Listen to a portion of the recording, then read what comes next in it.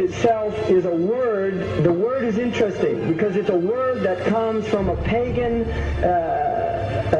Hollywood is the holy wood, and it was the wood that the magical wands were made out of in the pagan sorcery, magic.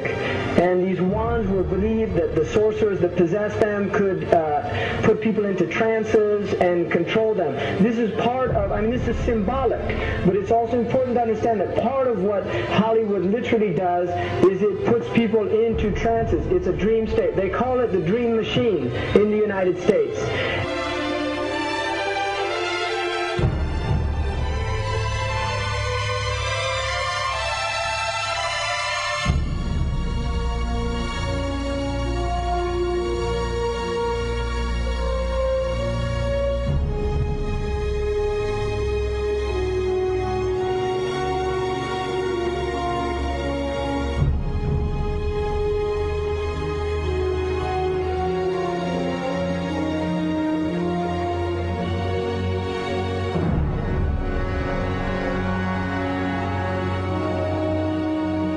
Creates fantasies for people. It puts people into these things. Now, one of the things is interesting that in the part of what's done in movie theaters, in darkened rooms where people watch television, is literally a trance state that occurs. What's called suspended state of disbelief. You enter into a state, you suspend your disbelief and enter into a state whereby you begin to believe what you internally realize is imagination.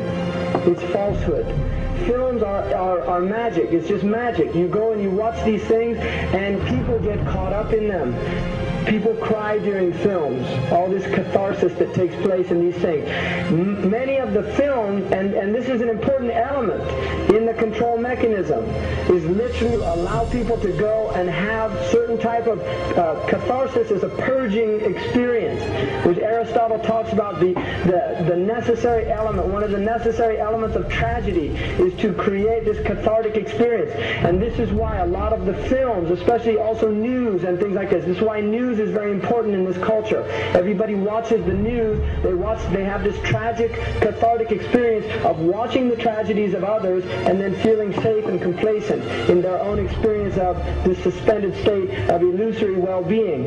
So these are very intricate and sophisticated methods. Now, I think it's dangerous, although there are elements, there's concerted efforts that take place, there's also a lot of people that have similar worldviews that aren't necessarily working together in concerted efforts.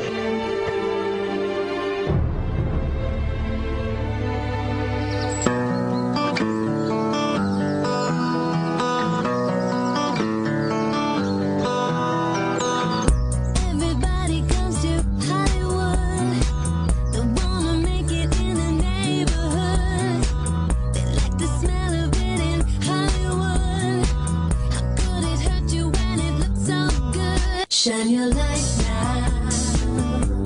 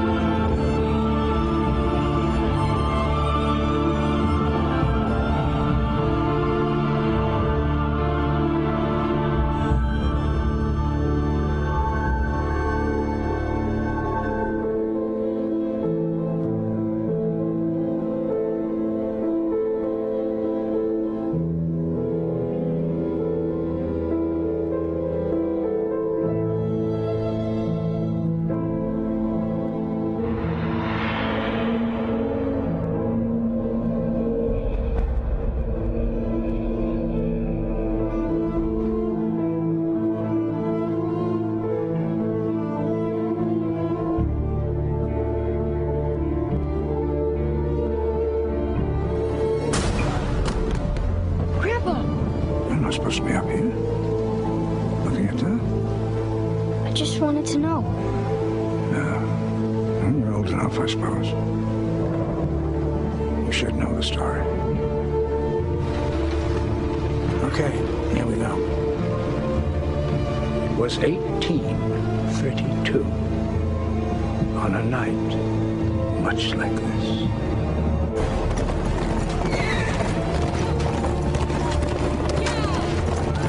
Charles Carroll was the last surviving signer of the Declaration of Independence.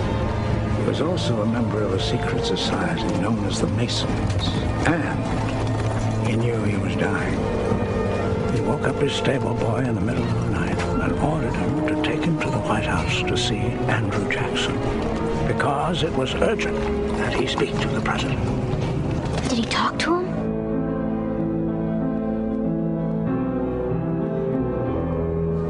No, he never got the chance. The president wasn't there that night. But Charles Carroll had a secret. So he took into his confidence the one person he could. My grandfather's grandfather, Thomas Gates. What was his secret? A treasure. A treasure beyond all imagining.